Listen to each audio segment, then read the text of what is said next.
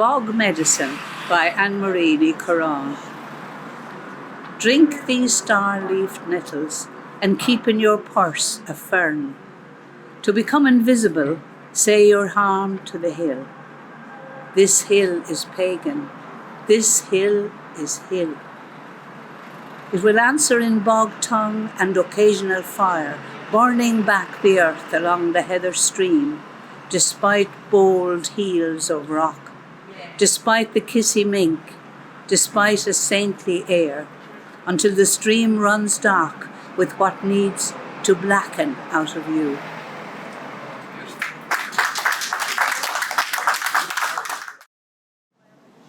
Espresso by Colette Bryce. A minuscule bird clinging to a twig is shredding a loop of knotted string to a fibre fuzzy mist in its bill. A haze as soft as cotton wool with which to line a nest no bigger than this small cup I lift to my lips while I wait for you in this little coffee shop on the avenue. For such is April.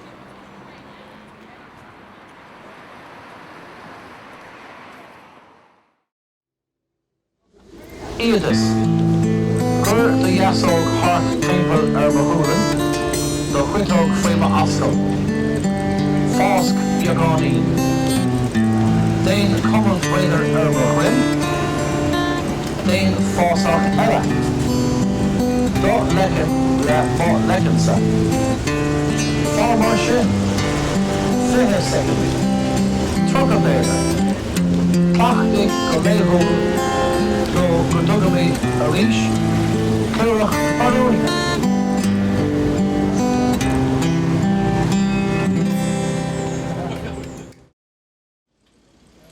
The Last Two Pots of Marmalade by Alison Hackett. The last 2 pots of marmalade made by my father, his handwriting on the lids, marking the year they were made and also the year that he died, 2015. I open one and the scent of Seville oranges conjures him back, here in the kitchen, listening to Radio 4, whistling to himself. A blast of hot air from the Aga, the plop of an egg roiling in boiling water, steaming porridge sprinkled with salt, and sometimes a dollop of cream, strong tea poured from the pot, cup after cup, slices of toast, edges charred to black, butter jeweled under a slick of marmalade, creamy sweetness flecked with citrus tang.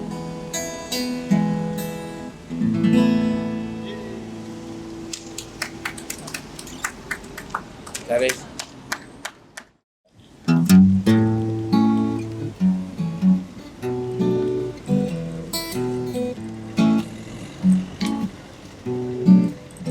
Though there are torturers in the world, there are also musicians. Though at this moment men are screaming in prisons, there are jazzmen raising storms of sensuous celebration and orchestras releasing glories of the spirit.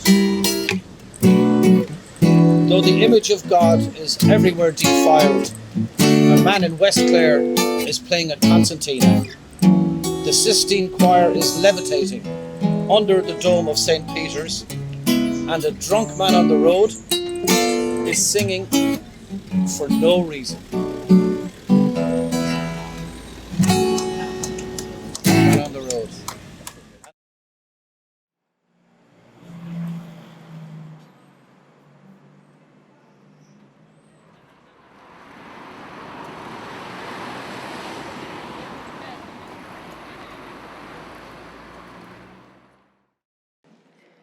Welcome. This is a poem by Moira Donaldson, and it's called Coming Out of Winter. When I told the young GP I'd always been prone to melancholy, she looked at me strangely. It's not a word for which she has a prescription, but here, now, today, the sun is shining and I have showered and washed my hair, and I'm carrying on moment to moment, as she advised, and I plan to plant some flowers and preciously waste some time by looking out the window at the buzzard on a high tree and at the bright blaze of gorse and the beginning of greening. Though the May's not out, so I won't cast a clout just yet.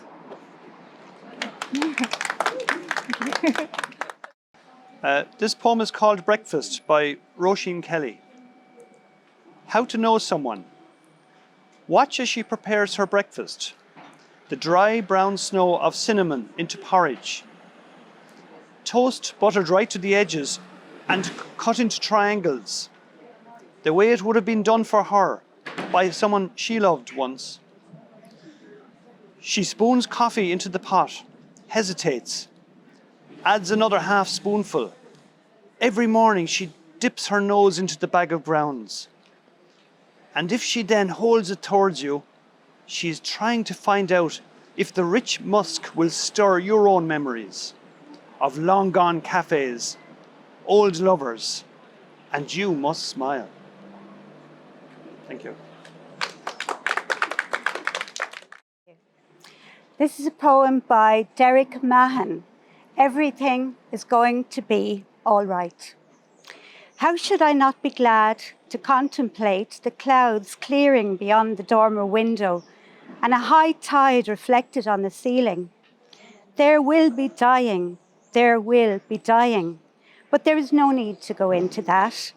The lines flow from the hand unbidden, and the hidden source is the watchful heart.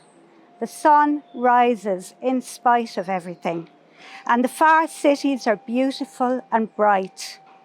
I lie here in a riot of sunlight, watching the day break and the clouds flying. Everything is going to be all right. Thank you. Thank you. This is a poem that I wrote called Invisible. You will get over it. I caught the words of one woman to another as I took my seat at the table next to theirs. You will just have to forget about it now. And the woman continued her tone and took all the focus of her own advice she was freely giving to the woman beside her. My eyes for a moment caught the gaze of the still and silent woman to whom the other spoke, her eyes wet with the heart of the pain that was unspeakable. She gave no reply to the voice-giving woman beside her, just nodded and looked down at the half-empty teacup. How quick the other gave her opinion, who continued to take charge of the other's life without taking a breath or an eye to notice the other's broken expression of defeat. Come on, she said, enough of this now. We can't spend all day feeling sorry for ourselves, can we? The two women moved to go, and I caught for a second again the glance of the pain-filled woman. I smiled as to help break the link of the other woman's control. I watched them both walk off into the street, the silent woman trying to keep pace with her advisor's quick stride. I thought how this few moments of encounter into another's life left me with sadness.